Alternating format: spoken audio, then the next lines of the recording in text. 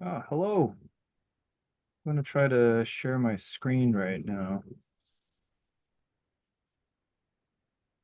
Wait, can you hear me? Yep. Yep. Hello. Alrighty. Try to share my screen right now. Oh, it's already being broadcasted to YouTube. Yep. Wait, can you hear me? Yep. Yep. Yep. Oh shit. Alrighty. Try to share my screen right now. Oh, it's already being broadcasted to YouTube. Yep. Wait, can you hear me? Okay. What's it called? I keep hearing the what's it called? The YouTube live stream echo. Yeah, yeah. I had it open too. I was like, it was echoing. Oh, see, okay, that's why both of Yeah. us were hearing it. Yeah.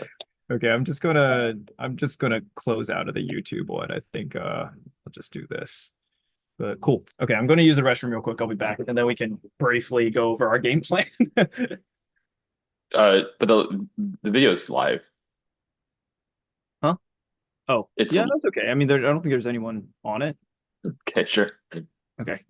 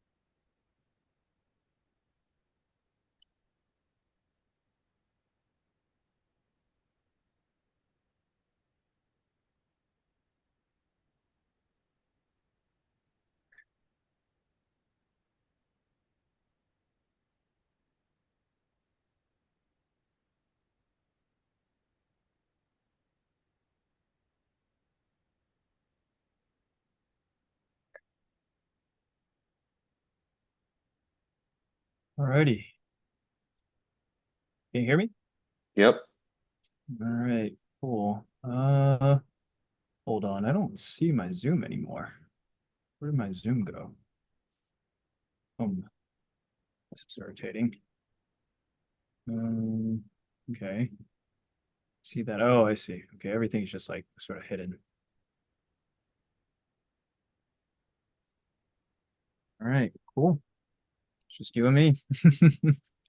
Oh, I think so. No one's gonna be joining the Zoom, right? There. No, Oh, no there's one's joining the Zoom. It's just yeah, you and me. And then we'll be engaging with people through YouTube. the chat. Yeah. Yeah. Oh, Yeah. wait, let me just grab my monitor. Oh yeah, no one's gonna be able to. It looks like their screen shows up anyway. Or I mean, not screen, and our faces show up. Yeah, I think so. Right? Yeah, Does yeah. it? It just did. Yeah. Okay, got it. Yeah, maybe let me click on the thing just to get an idea.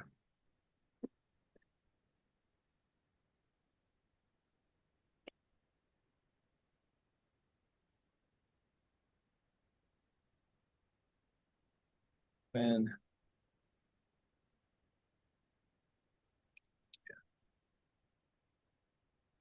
okay, cool. I'm going to also share this link with what's it called? I'm going to share this link with the WeChat group as Yep. well.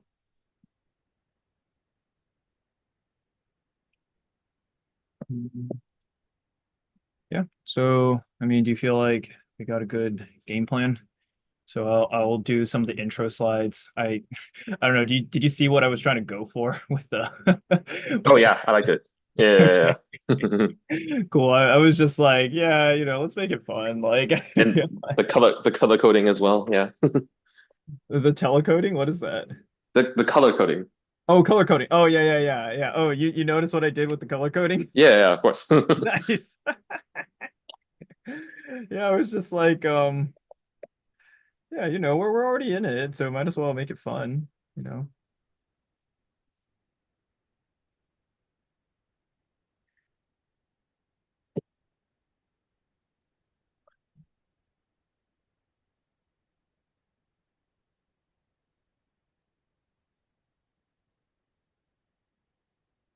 Yo, it looks like Brian probably also qualified for Amy. Oh, heck yeah, what's the cutoff? We don't know yet. So, but his score is pretty high. That's all I know. Right, Yeah. his one today, No, no, no. The last week ones, I believe. last week's one. Oh, I see. Okay, that's very cool. Very good. Oh, jeez. I want to do like an announcement, but I don't know if it's like a thing. Whatever. Mm,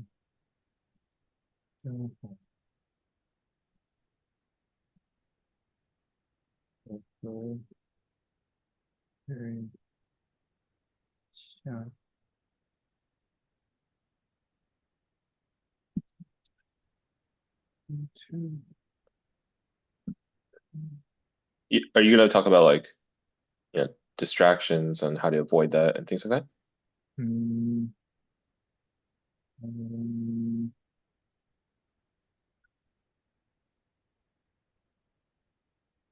yeah, I think so. Mhm. Let me think how I'm going to say this. Chinese is a struggle. Oh, Wait, I'm uh, I'm not. Oh, okay. You're typing. Okay, yeah. I was like, we're I'm not sorry. talking Chinese. Sorry, yeah. 我和 Jerry 等一下会在 YouTube live stream 介绍介绍学习习惯、学习习惯和准备呃期末考控技巧，希望下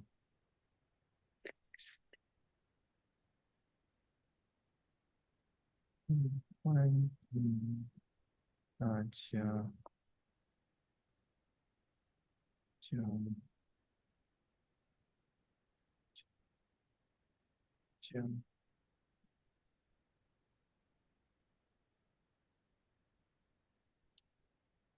Okay. Oh, alrighty.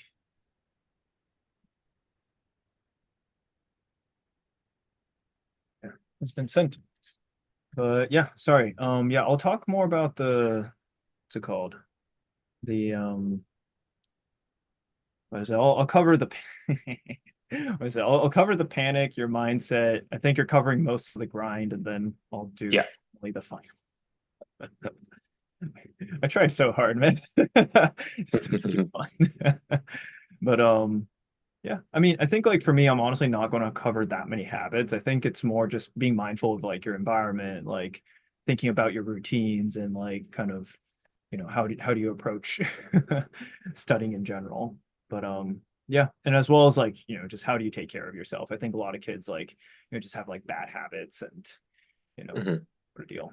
But yeah, I mean, this will be a first test of everything that you've learned so far about productivity and UPenn and all that stuff. Yeah. Oh, we got three people. Well, two of them are us, probably. Oh yeah. Well, when I first looked at it, there was only one. But yeah, what's it called? Do you remember or no, wait, this is actually very relevant for you. Like you're about to approach final season two, right? That is true, but I mean, it's a little different for us because I literally only have one test. Most of Hmm. mine are projects and essays and things like that. So I see. You only have one test. How are you preparing for that one test? just by paying attention in class. Okay, not everyone's like a genius like you, man. Like save some for It's our not that. I mean, it's just not the content is not very dense, right? It's not like a math. math or science thing that you had to like grind problems or anything like that. Man, I feel like I saw the evolution of you as a student since like high Oh school. yeah, for sure. Like I feel like I've seen you at your best and I've seen you at your worst. I feel like All I right, just I kept guess. trying and then I mean I think something clicked a little bit in college. But then like I don't know if anything you know like I don't think like everything clicked for me all at once. It was a very slow Mhm. process. We got 6 people now. Oh, whoops, sorry. Yeah, welcome. 如果观众讲中文的话，就也很欢迎大家就是在 live stream 里面打中文，我们尽量能用中文回答就用中文回答，但因为可能会有小朋友在听，所以我们还是就是还是专攻用英语的啊。Yeah. So we'll probably give this around what's it called? We'll probably give this around 5 minutes, 10 minutes or so before we get started. Because we got a lot of material to cover and we want to make sure we get Jerry to bed because Mr. Jerry is on the East Coast and it is 10:30 his time. Yeah.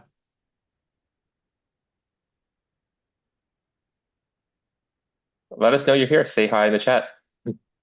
Yeah, no, we're monitoring the chat. So I guess if you're here, I don't know, just let us know which school are you from or of like all the classes that you're worried about, what's the class that you're most worried about? If you give us some examples, we'll be able to give you more specific feedback. I mean, I'm pretty familiar with all the schools around here. I mean, Jerry and I both went to Amador, but I work with students from, Quarry Lane, Granada, like Foothill, or Doherty, Doherty Valley, of course, Monte Vista, Cal High.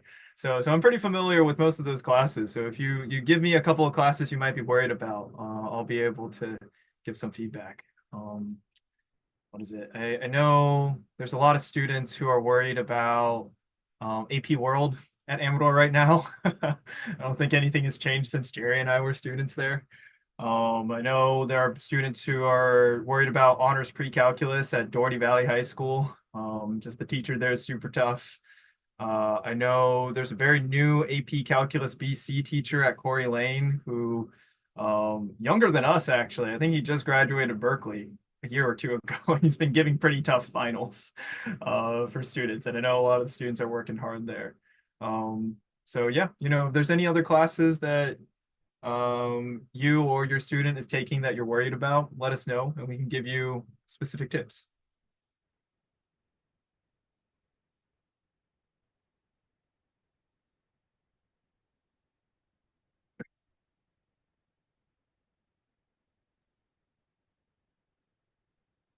Yeah.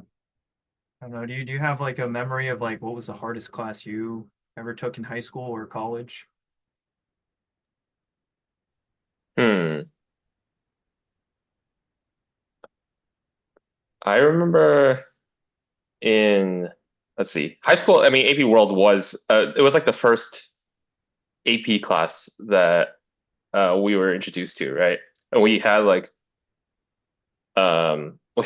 ton of work, a lot of homework over the summer. It was like our first experience to that kind of like AP work, and I remember we having a test on the first day of class, right? Do you remember that? Oh God. Yeah, of course. Yep. Traumatizing. Hmm. Yeah. And I think that's a thing too. It's like, for any of the parents out there, AP classes are pretty tough. It's the first time that it's a pretty big jump up from even an honors class. So I think for a lot of students, they're still trying to figure out how do you prepare for it? How do you handle the workload? How do you study ahead of time? So yeah, I think everyone has a right to be worried and to be kind of to care a lot about these classes, but I think it's going to be okay. It's going to be okay.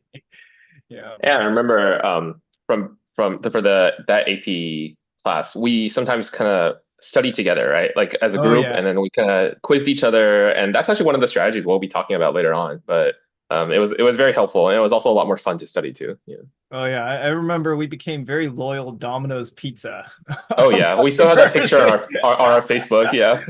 I remember like we'd study at your house and then we'd order Domino's pizza and like Hmm. we got very good at like creating pizza combinations. Definitely.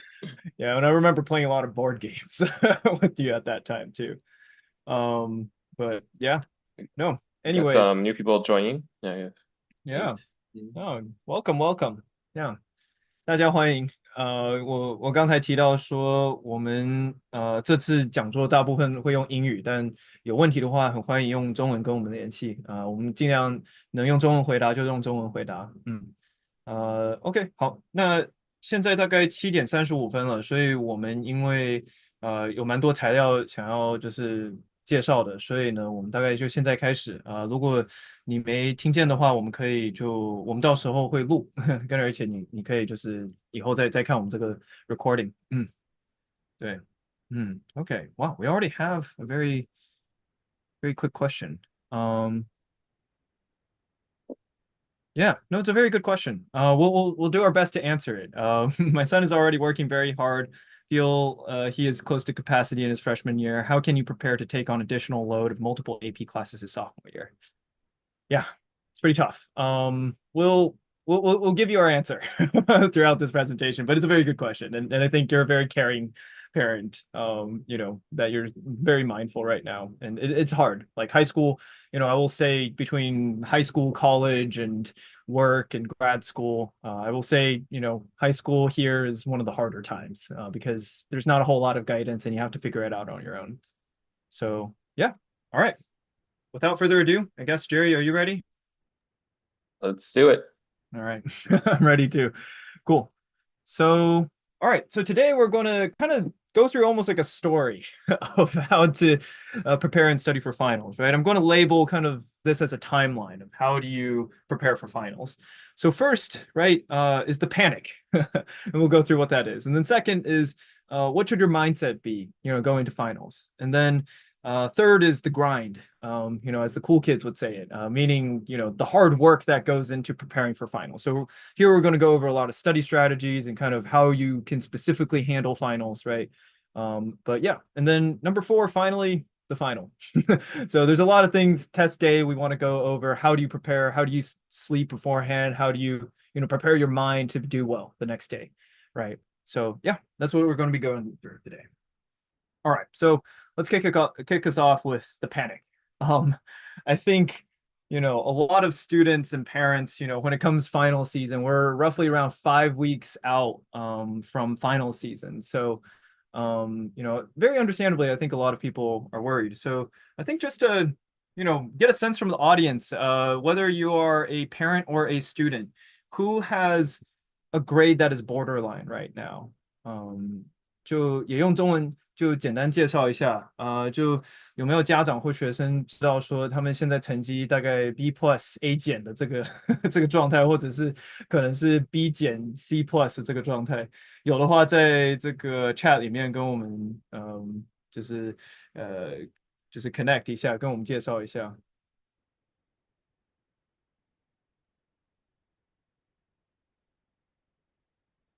I guess since the live stream's a little bit delayed, I don't know, Jerry, do you remember like, or do you have any grades right now that are borderline in grad school? Not necessarily in grad school. So I would say, as Daniel mentioned earlier, the schools in the Tri Valley are very difficult, right? They prepare you very, very well for college. I think both of us experienced that, like especially like the first few years of college was a lot easier to handle after that, after going through that kind of challenging coursework. But yeah, in high school, definitely, especially when I get to like the upper when you get to like the harder classes, the AP classes, I would do exactly this, which is like figure out which one of my grades are borderline, which ones I have to pay a lot more attention to. Yeah, no, for sure. I mean, I just remember like, especially like 10th grade. I remember 10th grade, I would, be very borderline for a lot of classes. I'd be very stressed. So yeah, I mean, I'm, and not just from personal experience. I know as a counselor doing this for so long, so many students are like this, right? Not just 10th graders, a lot of juniors too. So yeah, no, absolutely. But I think in the interest of time, if anybody, wants to share, please share, but we're going to move forward. So, how does this feel, right? For both, you know, kind of parties involved, right? So let's first like talk about the student, right? I think as a student, when you're borderline between a B plus and an A minus, or even a B minus and a C plus, or even lower, you feel a lot of pressure. You feel overwhelmed, and for a lot of students, because it's their first AP classes, they don't know where to start, right? And it's a scary feeling. And very understandably, because the students are feeling this way, I think a lot of the parents are feeling similar feelings too, right? In the sense of they're feeling stressed, they're feeling helpless. They want their students to get their act together, meaning they want, if they're seeing their student not studying, they want their student to be studying, right? If they're playing games, they want them to not be playing games, right? So I think it's very understandable. But I think both as parents and students, we gotta be mindful about, what is it? There's a Chinese saying, right? In the sense of like 心想事成, right? It's like, however you feel, that's where, things will actually happen or manifest, right? So I think we want to make sure we know how to manage these feelings as we approach final season. So, I guess, to reflect kind of what these feelings look like in the real world, right? This is what students try to do. This is from not just my personal experience, but a lot of other students as well, like that I see right now who are experiencing this, right? So first step that they do is they calculate the minimum grade they need to get their goal grade, right? So I see there's someone who's a ninth grader at Dublin High who has an 88.8. So you're probably calculating, okay, I have like two more tests and I got to have at least like a 95, 96 on both tests in order to bring it up to an A minus, right? So that's usually the first step that they do. And some kids have fancy websites that they go on to plug in their grade to see what they can do, right? You can Google them, find them pretty easily. So yeah. But likely what will happen is they realize, okay, I need to do super well on a test, but I'm too scared or I don't know where to start. So they quote unquote forget to study until 1 or 2 weeks before the final, right? So at this point, they're really frantic and they're just super stressed and 1 or 2 weeks before the final. So what do they do in the 1 to 2 weeks? Well, they cram study, right? So what they do is they cram study through their textbook, or usually teachers will give them a study guide, and they'll have trouble starting right before, right after school. So they won't, start studying until 10 p.m., right? And stay up until 3 a.m. studying, right? Or sometimes they won't even sleep at all, right? And it's not a really good time. I think everyone involved, students, parents, teachers are quite stressed, right? And then, finally, or not finally, like when they're actually taking the final, they're half awake, right? They're not really paying attention. They can barely keep their eyes open. Maybe they drank a lot of caffeine, so they're like shaky, right? So it's not a good sign, right? And then finally, after they come home, well, no, I mean, I'm very true story. I have students who will tell me right after their finals, like even if they did well, they will say they cry right after their final, right? And then for those who are believers, or for those who believe there's a higher power, they may pray, right? So it's a pretty intense time, right? So this is what a lot of students will try to do, and this is what oftentimes they will do. And as a counselor, and I think as educators, both Jerry and I, our goal is to try to make sure that this isn't the only way you approach finals, right? Because this is definitely not the best way, right? So yeah. So I think what we do want to introduce is, what should your mindset be, instead of this really frantic and kind of, oh my God, I don't know what we're doing sort of mindset. So let's start off with how you should be feeling, right? Because I think for a lot of teenagers and a lot of high school students, and even parents too, I think, right? Like when your grade is borderline, you don't really know how you should feel about this time, right? It's very stressful. There's a lot of pressure. How do we react to this, right? So the first thing I will say, number one, be calm, right? Numbers in a grade book shouldn't hurt your feelings, right? These numbers do not reflect who you are as a person. They, somewhat reflect your work ethic, right? But, no matter whatever that grade is, right? It might be an 82.3, might be 79.6 or whatever. These numbers do not reflect who you are as a person. It just tells you where you're starting off at, right? And based off of whatever number this is, you need to create an action plan, right? So we need to be action oriented. Number two, you got to be focused, right? I'm sure, if you are a parent right now, you tell your kid this many, many times, but I tell this to students all the time too, right? Limited time means you only have limited chances to make mistakes. I was just, meeting with the student just now, and I think she only has 2 tests before her statistics final, right? And I'm telling her, hey, this means you only have 2 chances, right? And before the final to bring your grade up, and you have to be focused, right? You can't afford to make more mistakes here. But number 3, you got to be realistic, right? Don't ever think, okay, like, I'm at a 82% and I'm going to get a 99 on my final in order to bring it up to an A, right? Very unlikely, right? If you can, that's awesome. But you really, really want to focus, like, hey, based off of what I know, what I am comfortable with, what can I do to improve, right? So that's your study habits, that's what you don't know, and, a lot of the stuff we're going to talk about today.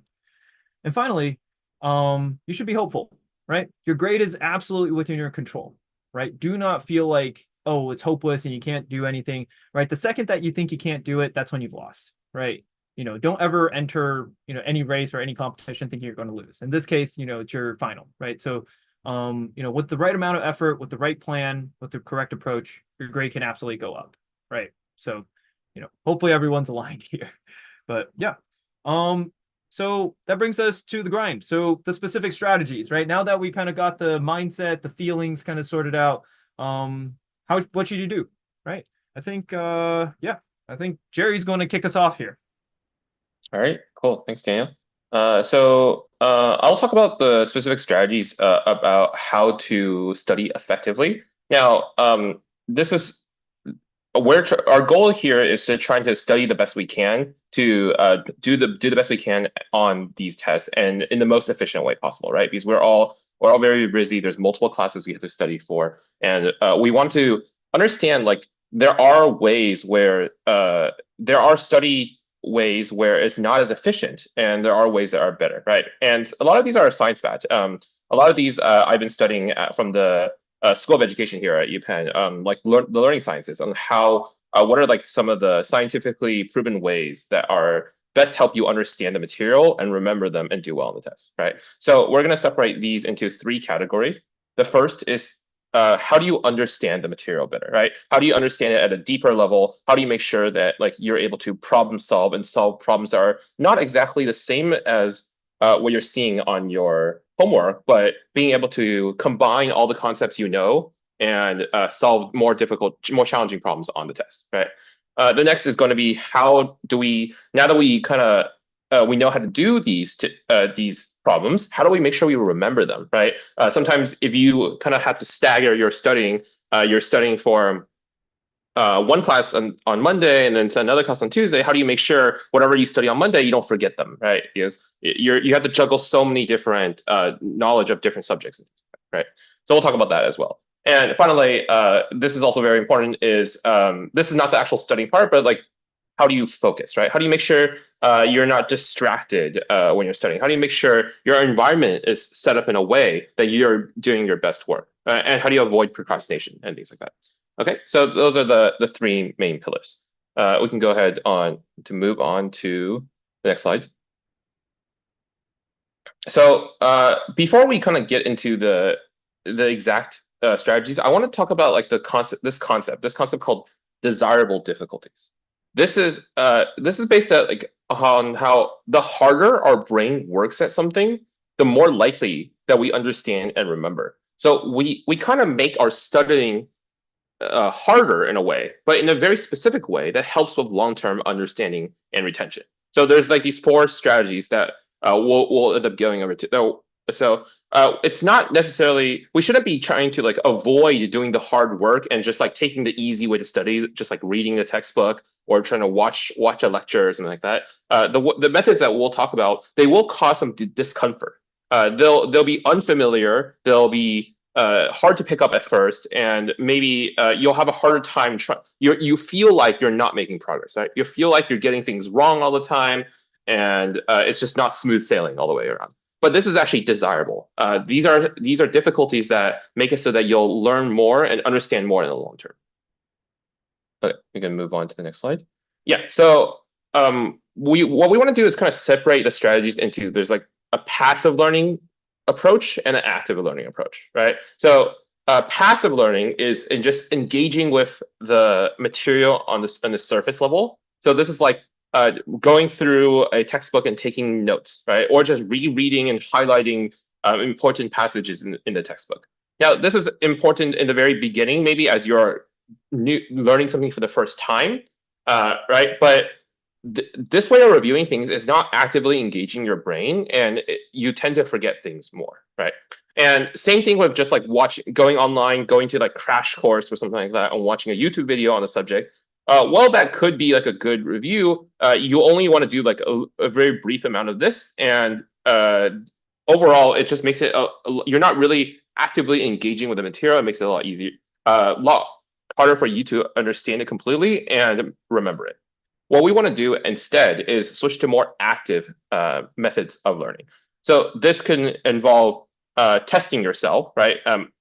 Answering practice questions, doing practice problems, and things like that. And what I mentioned earlier about studying in a group is very helpful here, right? Where if you can get a group of people together to, especially in these more difficult classes where you have to not only remember facts, but also analyze them and compare and contrast or analyze their change over time and things like that, right? It's really good to like have people to discuss this with. Maybe you'll teach someone one topic and they'll kind of teach you the other topic that they understand better, right? One thing to note about this one is that you do want to be a little careful about who you're studying with and how well you actually focus on studying together, right? It's really easy for if you have groups of friends that you tend to hang out and play games together or something like that, you decide to come and study together, but you're getting more distracted because you're with your friends, right? So you just have to be careful with this strategy. And then finally is just to making connections, right? And by making connections, I meant kind of understand the reasoning behind how everything works. So in the terms of like social studies or like more liberal arts topics, this means like connecting the text to different areas of the world, right? So to the world itself, how do they relate to people, places, events in the world, or how do you connect text to other texts, right? How do you associate this? If this text and this text have conflicting opinions, why do they have conflicting opinions? Does that mean like does it say anything about their backgrounds when they're writing this, right? A lot of like AP history classes are kind of these comparisons, right? You have to analyze how this civilization changes over time, or how does this civilization mirrors this other civilization as they develop, right? You have to make these kind of analyses and comparisons. And for like more like hard subjects such as scientific subjects such as like math, science, these kind of subjects, what you want to do is treat as more like understanding why certain things are true instead of just memorizing formulas, right? So like in this case, like understanding how the Pythagorean theorem works instead of just memorizing, oh, it's just a squared plus b squared and c squared. Okay, so let's move on to one of I think the most important strategies, which is to test yourself. So I mentioned this earlier, right? And the reasoning behind this is that the act of retrieving information itself from our brain strengthens that knowledge, right? Just by trying to fetch the information out of our brain and try to figure out if we know it or not, that in itself is learning, and it's just strengthening how well you know that information, right? So studying the textbook or notes is passive learning, but you can make it more active. If you need to do that, you can make it more active by testing yourself. So what you could do is just like come up with the main points and connections you can make after reading each section, and you do this without looking at your book. Just try to test yourself on that, right? And what you want to do,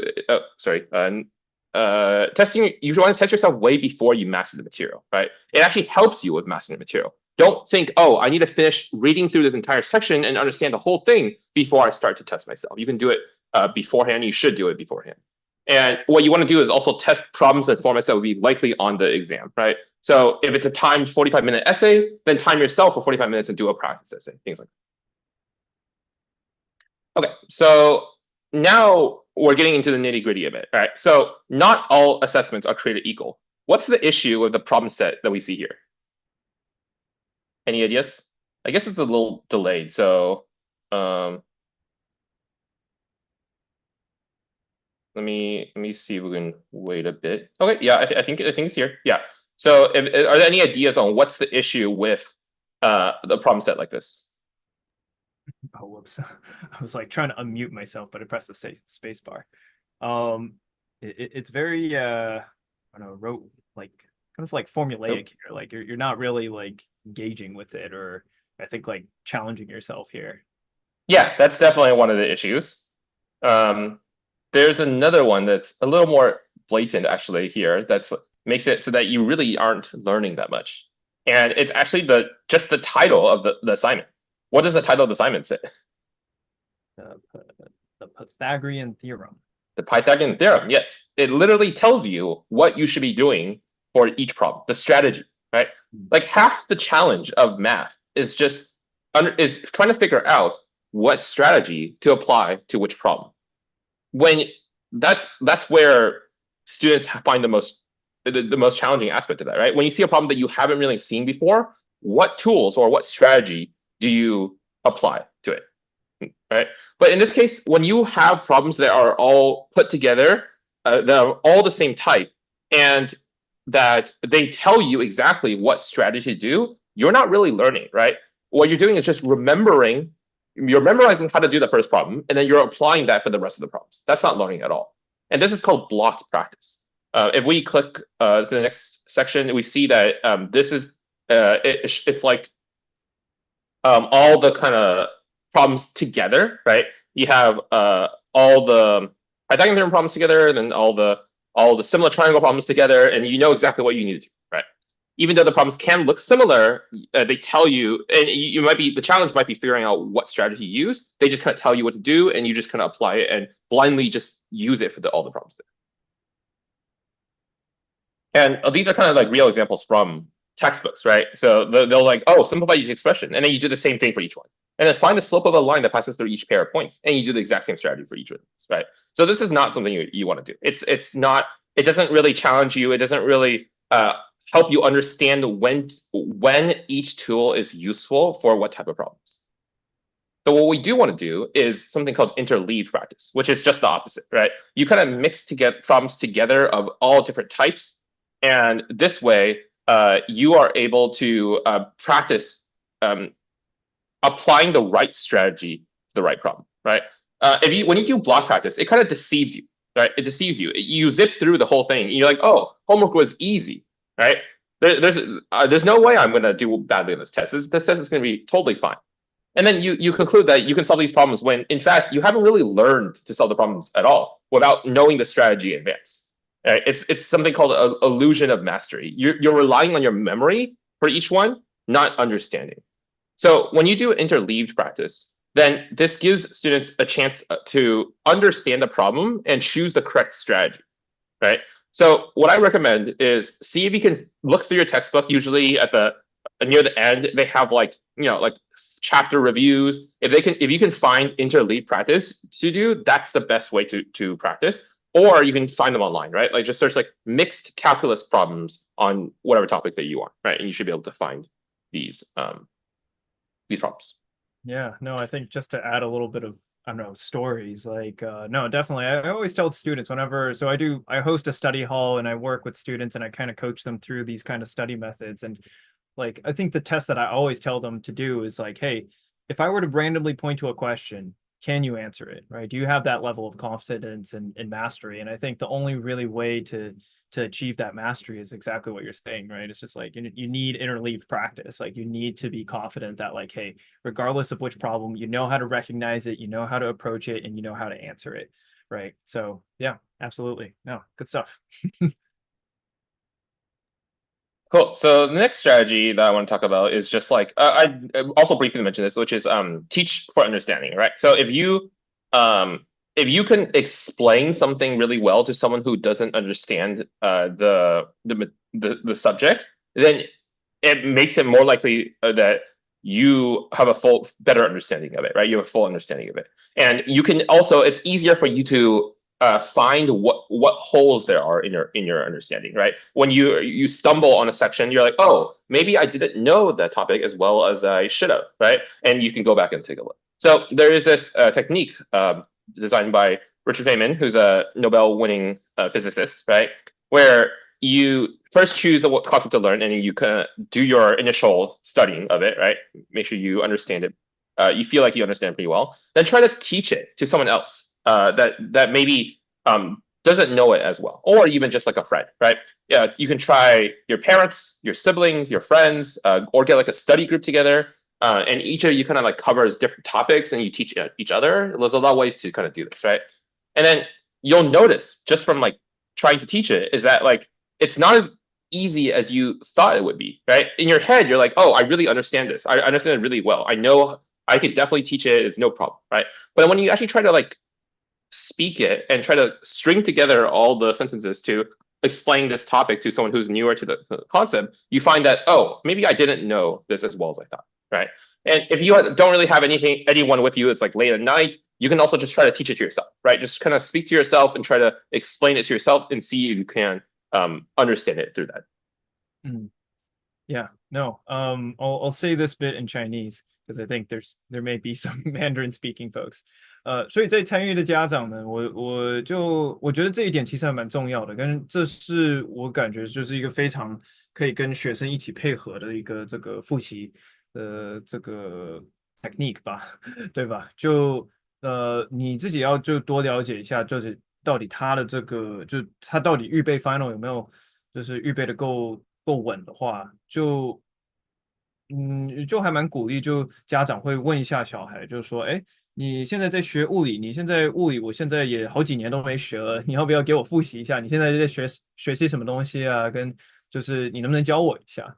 对吧？跟这样子的话，那就第一就也不会感觉说你在攻击小孩嘛，对吧？就跟第二点就是说，小孩也就是把这个当做是一种练习的这个机会，对吧？所以还蛮鼓励，就是在听的这些家长，就是说，有时间有空就不要给小孩太大压力，可是就很随便的，就是说，哎，那个我知道你现在物理就准备的还蛮用功的，你现在物理在学什么东西啊？或者是哎，我生物学其实就现在也不太记得了，你能不能再教我一下这个生物学啊？而且就是小孩可以就利用这个机会来使用这个 Feynman technique 来。就测他们自己的这个知识，你自己也可以就比较了解说到底小孩的这个程度在哪里，对吧？所以这是我和 Jerry，就是我们当老师的时候，我们肯定就是常常都会叫学生给我们解释他们的这个理解度，这样子对我们来讲，我们也可以了解一下就小孩的这个程度在哪里。Yeah, yeah. Sorry for hijacking. Yep. Thanks, Daniel. All right, so we're gonna do a fun activity here. So I'm gonna give everyone 10 seconds to try to memorize this phrase. This is ridiculous, man. Yeah, this is difficult, right? What is this thing? All right, brain is not. We can go to the next page. All right, this is a test. Can you remember? Can you tell me what it was? I remember there was an F and a lot of THs. Like that's all. Okay. Yeah, a little difficult, right? No idea. All right, no worries. Let's move on to the memorize digits of pi or something. Yeah, it is kind of like that, right? So now let's go on to the next slide. Okay, is this better? Can you memorize this? Oh yeah, beautiful. We can read. We can read now. Okay. I'll give you. It still takes a little bit of effort, right? But it's not as bad, right? It's readable. All right. What was the? I think I got this. It's the in cat hat or something like that. Okay, cool. That was good, but it did take a little bit of effort. You kind of have to. Yeah, I had to pause and think. Yeah, you had to pause a bit and think about it. Okay, cool. That's a little better. Yeah. And let's do the final one. You can try memorizing this. I do love a good Dr. Seuss reference. Yep. Easy, right? And now you go to the next page and we can test you, and then all right, we got some cat in the hat. The cat in the hat, right? So what we did there is those are three collection of characters. They're all exactly the same characters, but we kind of organize it in ways that made sense to us, that we can understand them better, right? And this is the importance of understanding and making sure you fully understand these concepts before you start trying to memorize the material, right?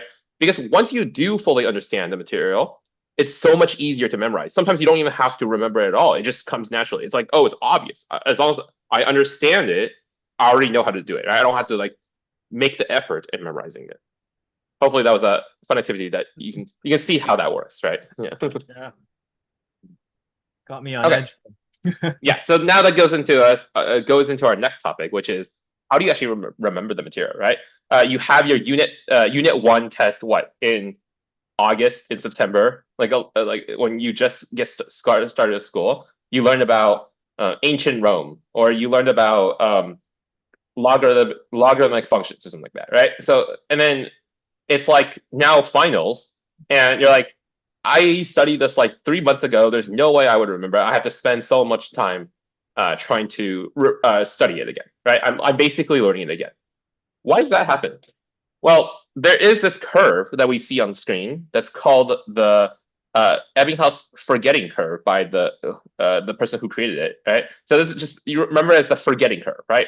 And how it works is on day zero, let's say you learn something, and then we have a graph of your retention of that material over time. And you can see how this is like kind of like obvious, right? It's kind of like where as time goes on, you'll kind of forget that over time, right? So you see that it drops until it's like you only remember a little bit of it, right? So this is like, okay, sure, that's obvious. But what he discovered was the next where if you actually space your review out over multiple time, a period of time, then your rate of forgetting decreases and levels off, right? And notice that you're not like, you don't have to study it like every single week or anything like that, but maybe the first time you reveal it is just like a week later, just to make sure you still have it, right? You still remember it. And then the next time you review is like a month later, right? And then the next time you review it is 3 months later when you're at the finals, and you find that, oh, it only takes you just a little bit of studying, and then you remember everything, right? It's because of this effect where uh, as you kind of like do these like spaced review sessions, the rates that you start losing this skill or this memory slows down, right? And when I say review, remember all our active learning strategies. That doesn't mean you should just reread the material. You should use all those strategies to kind of engage with the material a little more in depth. Yeah. Now, Oh, yeah, Daniel, you have something to add? I was just going to say, I think this reaffirms a lot of, I think, parents' kind of understanding of this, as well as for me too. When I run study hall, I always tell students, hey, I'd rather you be consistent than bunch everything up in one day and just pray that you're going to remember it someday, because exactly, Ebbinghaus, great man. But yeah, sounds good. So now the question is like, how do you actually do this, right? How do you implement this, right? And one thing that is a really good strategy is, we already talked about it, right? It's the interleave practice. If you interleave not just the problems you're working on when you're studying, right, when you're practicing, but you also interleave problems from previous sections, previous units into your work, right? I know that some teachers have been doing this a little more, where like every time that you do the unit, they kind of have some review problems from the previous unit always integrated with that. That's really good for helping you remember, right? When you interleave that, then you are always actively kind of like trying to recall that information as the months go on, and then this allows you to not study for as long, right? It saves you so much time, right? Because then you retain so much more of the information, right? And if you want to like an actual tool to keep track of this, this is called spaced repetition. You can like Google that to see more information about it. And there are tools to help you with that, like Anki or Quizlet or these kind of like online flashcards, where it's smarter than just like having flashcards and quizzing yourself, right? They actually time the forgetting curve so that you get to space out your practice as you kind of get more familiar with it. They'll wait a longer time before they kind of help you review that topic again, right? Now, before we wrap up, I guess is let's talk about cramming a bit. What do you think happens when you cram? Oh boy, you don't get a lot of sleep. I know that. That's definitely one of the things, right? You don't get enough sleep, which feels like it might not matter, but it actually does affect your concentration and your focus and your ability to solve difficult problems, right? So that's one thing, right? But the other thing is, if we go back to our forgetting curve, um, to the one actually right before this.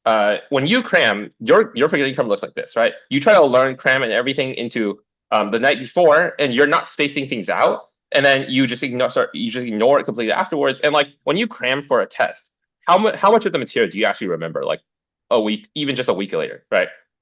Is this not conducive to actually learning the material? It also doesn't help with learning the material like deeply, which means you have to relearn it again later on when you reach the finals. So I heavily recommend trying to plan out how you're going to space out your practice throughout the week. And it might not, if you do it this way, maybe it won't even feel like studying, right? You feel like you don't even need to study. You're just like kind of every so often, you're just doing a little bit of practice. That's all you're doing, right? Yeah. No, exactly. No, I mean these are very good. I feel like I wish I knew these when I was a student. No, thanks, Jerry. Yeah, so I think kind of my section here about the grind is, what's your focus, right? Your mental gym, I like to call it that, right? So I ask students like, what is your mental gym setup, right? I call it your mental gym because this is the place you're working out. This is the place where you're improving at, how you learn and your grade, hopefully, right? To my left is a picture of a pretty messy room, right? Most students' room will kind of look like this, where, they're sleeping at the same place of where they're studying, and then usually they have a gaming chair here. And then they have a million of tiny little items here too. And they essentially make it very, very comfortable, right? And I think when students are extremely comfortable with where they're studying, it's easier for them to get distracted, right? So, I always tell students like, hey, you have to be realistic, right? Like, do you feel like where you're at, you're most motivated to do work? If you feel like you can do work here, then that's great. But if you know that you don't have that kind of self-discipline, then maybe you want to consider an alternative mental gym setup, right? In this case, to my right, it's a public library, right? It's quiet. There's other people. So, you don't want to be too distracted, right? And then usually you bring your laptop instead of your gaming PC that I know a lot of students will play with. So, I really, really recommend students to evaluate, hey, which environment's going to help me more, right? Sure, I know you don't love using your Chromebook, right? That school gives you. It's slow, it's clunky, it doesn't work well. But maybe that's what you need, right? So that you don't feel the need to play games online, right?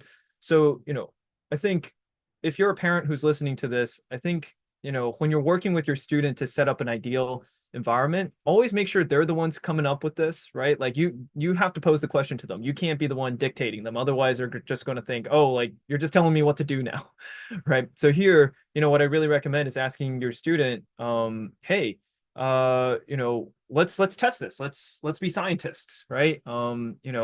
Like let's test you one day working or studying and doing homework in your room, and then next day let's try going to a library, right? And then you tell me, which one's better. And I think like when students feel like they have a choice, when students feel like they're the ones in control, they're usually going to be more receptive to these kinds of things. So yeah, that's something I work with students on, and I think you should definitely work with yours too.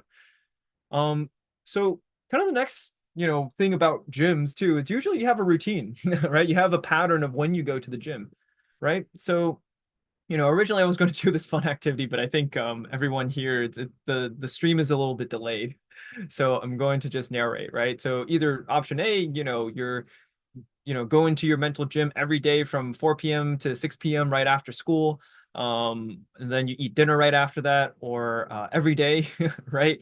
You're still doing it every day for option B, but mostly you're focusing right before due date, from 10 p.m. to 2 a.m. because you go back home, you play some games, or you watch some YouTube, or you talk to your friends, and then you realize, oh gosh, like I have homework due, and then you do something at 10 p.m. and then you stay up late. Or you don't do either of these strategies and you just procrastinate the day of. I know students who will do homework the period or during lunch before their class, right? So yeah, I mean, I think each of these are options, right? I always tell students, yeah, of course you can choose this, but what are the pros and cons of each, right? And I think that's very important, right, as educators or as students to really reflect on, hey, I have these three options, right? Which one's going to help me the most? And I think this is the part where a lot of students understand conceptually that option A is probably the most sustainable, right? You do this right after school, you take a break and then you do this. But I think for them, what's really hard is how do I execute on that, right? So I think that goes back to earlier of what is your mental gym setup, right? So yeah, but I think as students, you have to be very mindful of this, right? Like if you realize, hey, I only have 5 weeks before finals left, or 4 weeks really, um, which of these routines is going to best help me, right? And as Jerry said, the forgetting curve. If you're doing something consistently every single day, it's going to be much, much better than you cramming at the last minute here, right? So yeah. And I try to simplify studying into 2 steps, right? To students. Step one, it's to figure out what you don't know, right? So how do you figure out what, I guess I'll go into that in a bit, but that's step one, right? Figure out what you don't know. And then step two is learn what you don't know, right? It's like once you know, hey, this is the thing that I need to, study, then your game plan is very, very like, focused, right? So, for step one, right? How can you figure out what you don't know? Well, take a practice test, right? And then as you're taking that practice test, make notes on what you don't know, right? Or questions that you felt uncomfortable with, right? And then number three, figure out how long it'll take you to learn these problems right now. Or maybe there were problems that you did know, but you took so long to figure them out, you're going to run out of time on test day, right? So take notes on these things. And then very early on, right, if you aren't sure, if you can't figure out what you don't know, or you feel like, oh my gosh, there's something that I don't know, find a tutor, right? Like this is what tutors are for. Tutors are very good at being able to look, or at least a good tutor, right? Should be able to look at what you're doing today and be able to tell you, hey, you don't know concepts A, B, C, and D, right? And we need to teach you A, B, C, and D, right? So that's what tutors are really helpful for. So for step one, make sure you try to do as much of this as possible, right? In step two, learning what you don't know, this is where you have to be strategic, right? You have to, once you know what the work is, then you have to create a plan for getting the work done, right? So, this involves kind of these 3 steps to me, right? So step one, right? Identify a learning plan for yourself, right? When are you going to learn? Like, where are you going to be learning, right? When you're taking a break, what are you going to be doing on that break? If once you start gaming or once you start like watching YouTube and you can't stop, that those are probably not great break activities. And this is something I really, really, work with students on during study hall is like, planning out your breaks, right? When do you need a break? When do you think you're going to need a break, right? And I think there's actually a lot of students who like to just work through everything and they don't take a break, but that's how they burn out, right? So, creating a plan, planning your breaks and knowing what you're doing on your breaks, these are very key. All right, number two, what resources will help you learn, right? A lot of students are just going to only take what the teachers give them. But in reality, what you should be doing is experimenting, right? Like maybe the study guide is going to be helpful. Maybe the textbook is going to be helpful. Maybe it's Khan Academy. Maybe it's a YouTube channel, right? There's so many resources online these days. You want to spend some time experimenting because, to what Jerry was saying earlier, you want to be able to study and learn the most in the shortest amount of time, right? So figuring out what resource really, really works for you is going to really help you here. And then finally, identify if you need a tutor to help you learn what you don't know, right? If you, if you know what you don't know, but you just can't understand it, that's also when you want a tutor, right? So, yeah. And I always tell students, right? If you leave studying to the last day, then what that means is you're cramming both trying to figure out what you don't know and to learn what you don't know in the same 4 hours, essentially, right? And for most students, it takes them a whole day just to figure out what they don't know, right? So, I always tell students, right, start early. Give yourself, even if you think the test is easy, right? Especially when you think the test is easy, right? Give yourself at least a week, to figure out step one, right? Know what you don't know. And then, let's say best case scenario, you know everything. Great. You don't need to do too much for the rest of the week. But if you know there's certain things that you weren't comfortable with, now the nice thing is you have a whole week to study what you don't know, right? So I think that's a pretty critical piece that a lot of students, when they're planning on studying or when they're figuring out their study plan, they don't think too much about. But I really, really encourage you, always start early, right? The earlier you have, the more time you can learn what you don't know. Yeah. Finally, the final. I know we've been taking quite a bit of time, so we'll try to, get this to the finish line for any questions or to respond to the question. What do you do the day of the final? I don't know, Jerry, I guess if you're still on, like, What do you usually do the day of the final? Or maybe say like what you usually do the day of the final when you were in high school. Maybe that's more representative of the students here. Mm, I try not to for the day of the final. Make sure you have enough. You eat enough food, and you're not like going hungry, right? During the final, you don't want to have that distract you as you're doing it. Um, Obviously, the night before, you should definitely get enough sleep, right? And um, you should. And the day of the final, I would have, unless there's like one like specific thing that you really need to like look at really quick, I would avoid trying to like cram something in between the classes or something like that. That usually doesn't really like for especially for harder exams. That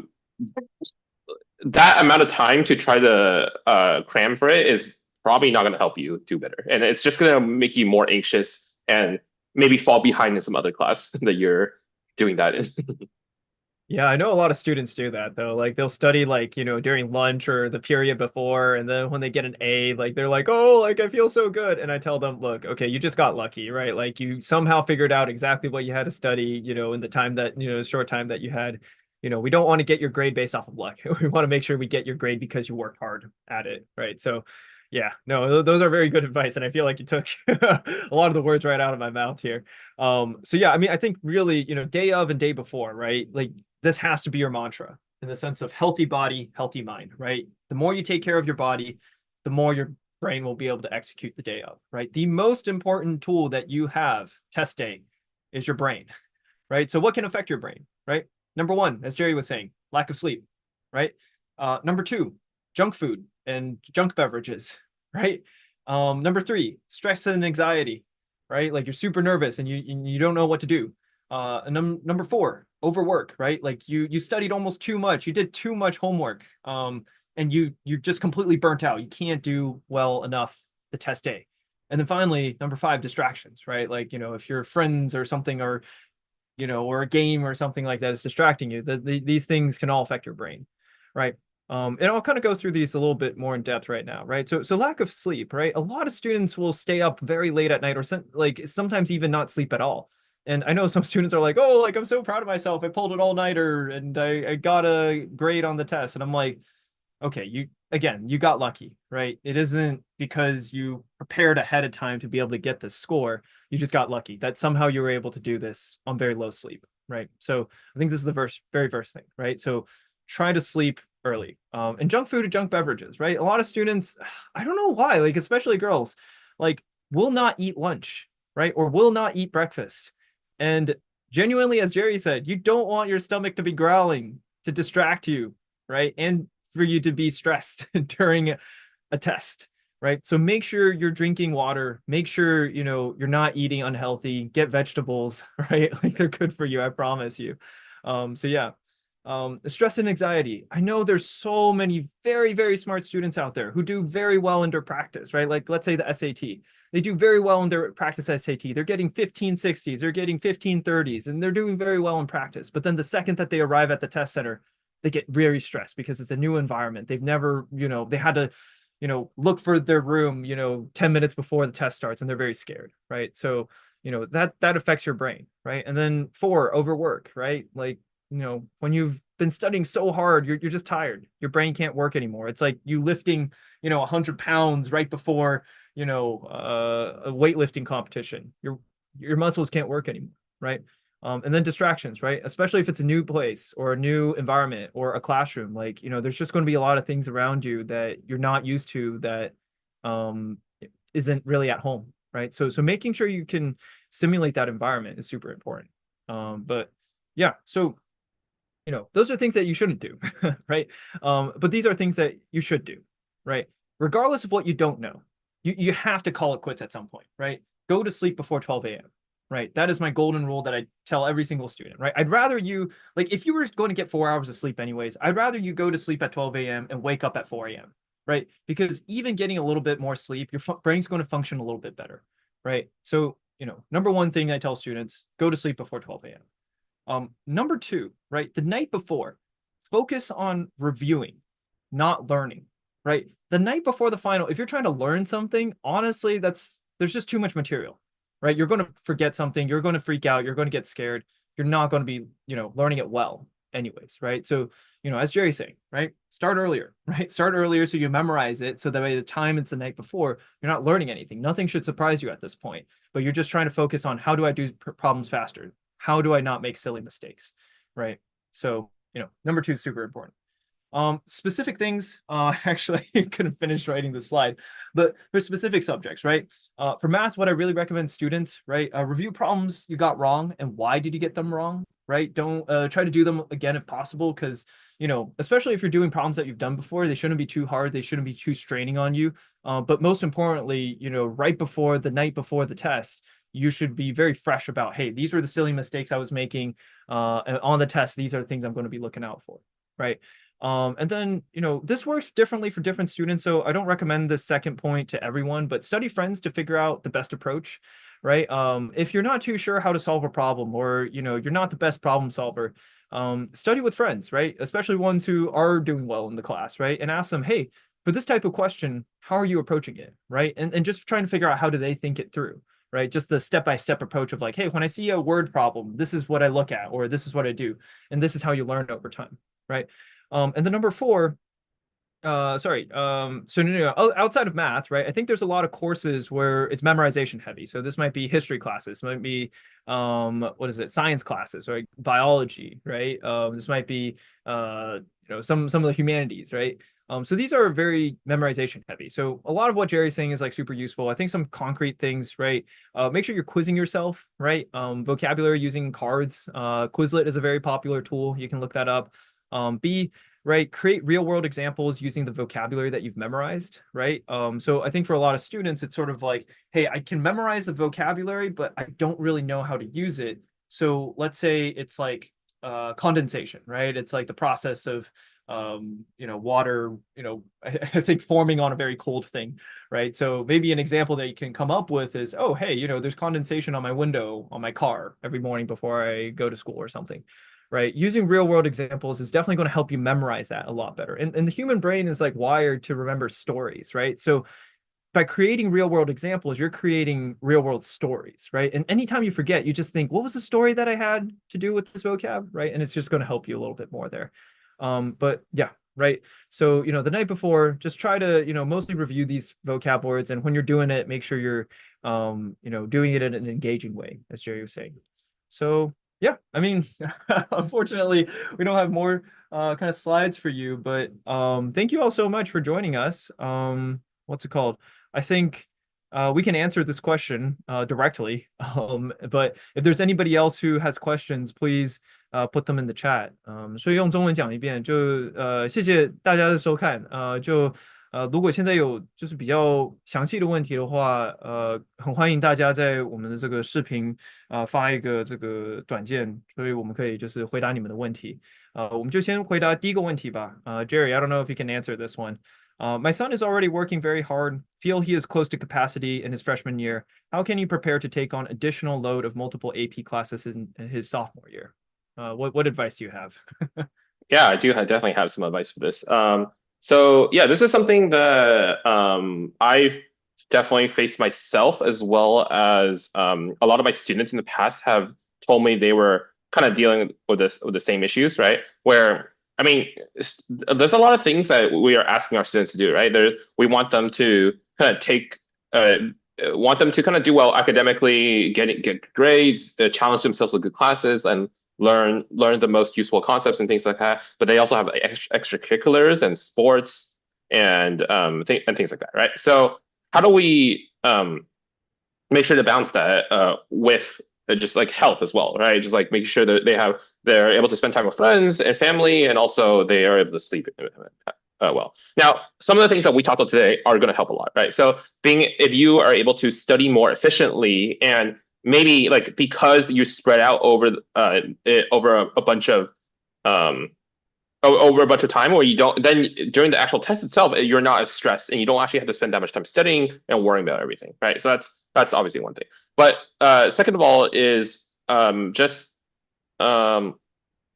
you get to one thing that some students do is they are like, they try to be perfect and try to like do everything to the best of their ability, which is, I mean, it's good in a sense, right? You want to make sure when you're doing something, you want to do it well, but you have to consider like the trade-offs, right? Sometimes it might not be necessary to, spend that time making sure your 94% in is going to be a 97% or things something like that, where maybe the consequences are not as are as high. So you have to think about like everything you kind of do. Your time is everyone's time is limited. You have to decide what you want to use your time for. So sometimes it's okay not to do the best in everything, right? So that's one advice I have.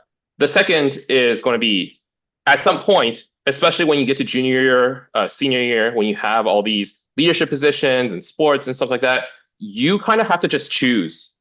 At some point, you just have to choose, right? You can't do everything. It's not possible. And like I had to make this choice. I'm sure Danielle and other people had to make this choice. My students had to make this choice where junior year comes, I had to pick something that I didn't have time to, something that was not moving me in the direction I wanted to go, right? For me, that was when I was, I believe, in later on in high school, like in junior or senior year, I decided to put piano as well as certain types of like I was doing some competitions. I also stopped doing like I felt like I was pushing the limits of what I can do in like math competition. I kind of switched to more like computer science competitions, right? So that was the experience I did. So I kind of dropped practicing for that. I thought I got all that I wanted out of it and decided to focus my time on this, right? And we generally recommend you kind of focus, right? You don't want to spread yourself too thin and you try to do all of them, and then all the results is you don't perform well in any of them, and your damages your health and your and things like that, right? So yeah, at some point you just have to choose. Yeah, Dan, no, do for you sure. have anything No. I else to think add? you covered a lot that I wanted to cover. I think my brief thing is no, I get it, right? Like I think there are some very high achieving freshmen who are doing a whole lot and they feel very stressed. I mean, I think there's, how can they adjust for AP classes, right? I think to answer that, I mean, to me, one of the things it's like start as early as you can, right? Over the summer, try to learn and preview as much of the material as you can and learn it well, right? Don't focus on trying to cover a lot. I prefer quality over quantity. I think, I'm not going to call any specific tutoring centers out, but I know there's quite a few educational centers, that will have AP prep classes, preview classes, right? And they essentially rush through the entire curriculum for, AP like computer science or AP like calc or AP like world, right? But it's cool that like you cover the whole thing, but then for students, it's like they don't remember anything, right? Most of my students who've taken these classes, they're like, honestly, I don't remember anything, right? So I think over the summer, going slower and really focusing on just learning the material, that's going to help you prepare, right? And I think in terms of expectations, right? I always tell students when we're doing planning is first semester of sophomore year, try to not have as many activities, right? Focus more on adjusting to your AP course load and being able to do well in those classes, right? That's what you should do, first semester sophomore year. And then, I think it's what Jerry was saying, right? Like focus, right? Picking your focus. So a lot of times when I'm working with students of how to pick their focus, I'm like, okay, what's a major that you're thinking about going into, right? It doesn't have to be exact, like even ballpark, right? Let's say it's something to do with engineering, right? So in my mind, right? Okay, when I'm an admissions officer, I'm looking at your grades. What are the classes I expect you to get an A in, right? I expect you to get A in math, right? I expect you to get an A in what is it like computer science, right? I expect you to get an A in intro to engineering, right? If you're taking that, right? So, when you're choosing your focus, just think about, hey, what's my career or what's the thing that I really, really want to do in the future? And these are the classes I have to focus on, right? I mean, in an ideal world, I always tell students, like, yeah, like, of course, I want you to get all A's, right? I want you to get all A's. I want you to win all the awards. I want you to win all the, awesome things, but you have to pick. You have to pick, right? And I always tell students, right? Like, I'd rather you be solidly an A and solidly a B than everything is between an A minus and a B plus. Because what happens is like, the classes you actually care about getting an A won't be an A or might not be an A, right? And the classes that you didn't really care that were A's are now A's, right? Not to say it's a bad thing, but if you had to choose, I think you want to focus more on the ones that's more in the direction you want to progress in, right? So yeah, it's very, very tough. But I think like, planning ahead is definitely going to help. I think just being focused there will help.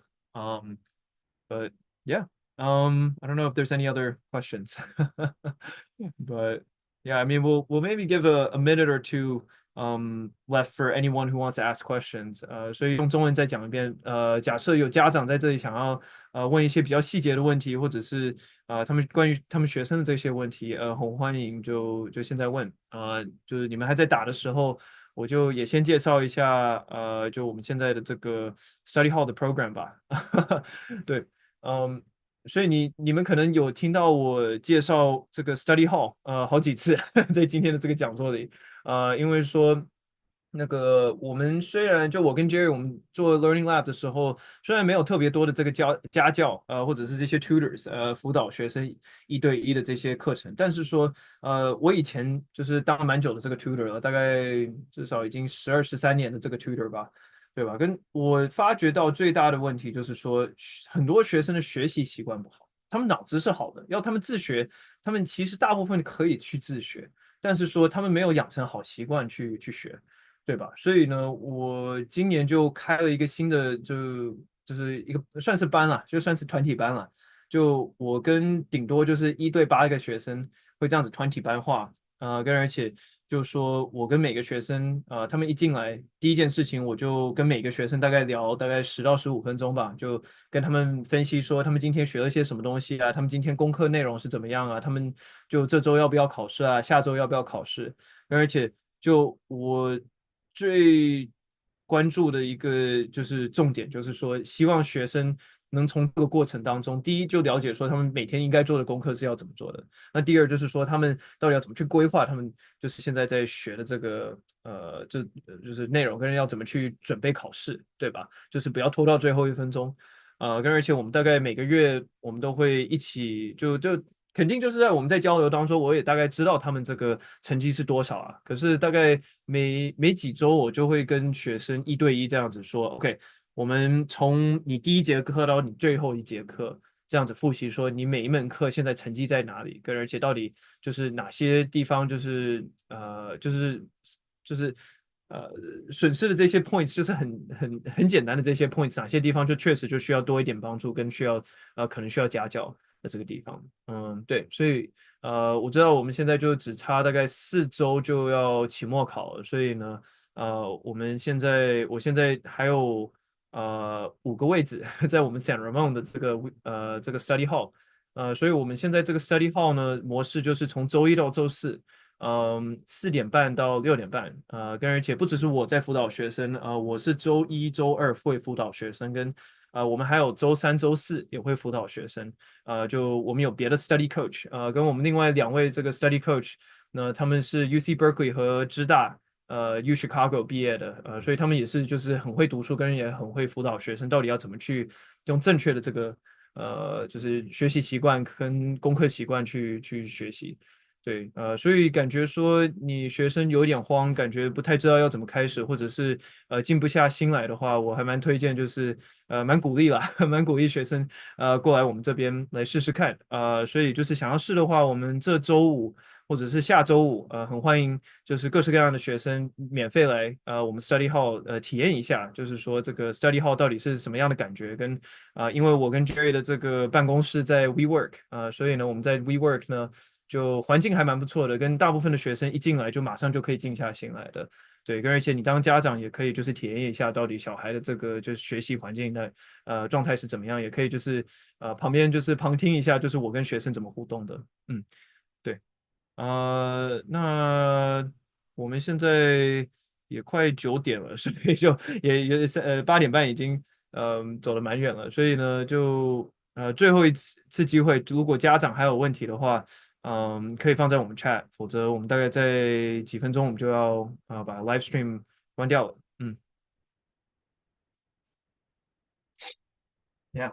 跟也很感谢 Jerry，就这个他他现在还在东岸，在 UPenn，他人在 UPenn，所以现在是他这个晚上11点38分，所以辛苦啊，谢谢你在可以跟我们视频这样子。对。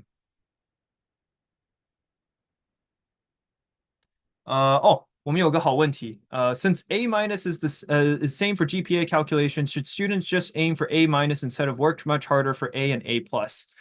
Um, so I will say what I will say to parents and what I will say to students. So first to students, no, you should absolutely go for the A, right? The bigger cushion you have, the less pressure you have for finals. Okay, so now, get all the students out the room, and now I'm only talking to parents, right? So I'm only talking to parents right now. As a college counselor, from an admissions point of view, colleges treat A minuses the same as A's, or A pluses, mostly because every high school will have their cutoff for what's an A minus versus an A very differently, right? So they actually don't care if you have A minuses; they'll just treat it as if it's an A. So between you and me as the parent, yes, an A minus is good enough. But to the student, we absolutely still want to like have them do their best and try to get a higher grade so they aren't panicking at the end. But yeah, I don't know if Jerry, you have any sort of feedback or you want to add on to that.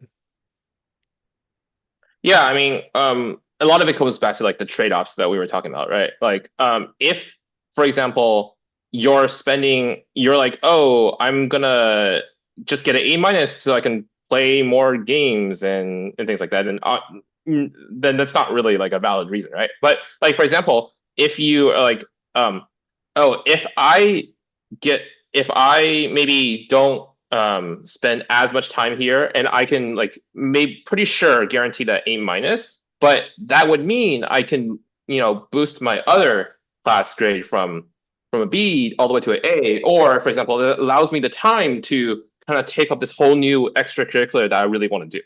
Then it's worth it, right? So you have to think about like just what are the trade-offs, right? If you're trading off this um just to just play like 5 hours of games on a weekend or something like that, then that's a different story, right? So you just have to think about like why are you I think like I did this when I was in high school too, right? Like if I'm pretty sure, like this is an important part, right? You have to be like, that you're like, I can manage it, I can definitely make sure that I can get that A minus. Then but it's like, because I'm spending a little less time there, I can do this whole hobby that I now have time for, right? Then maybe it's worth it, right? You just have to think about if the trade-off is worth it.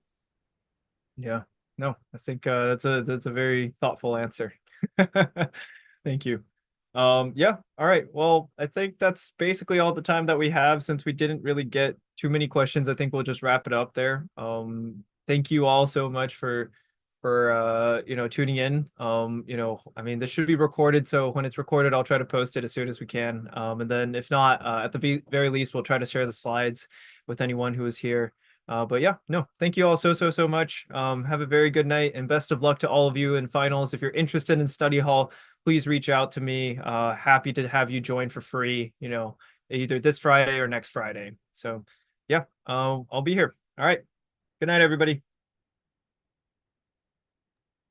Bye, everyone. Hold on. How do I?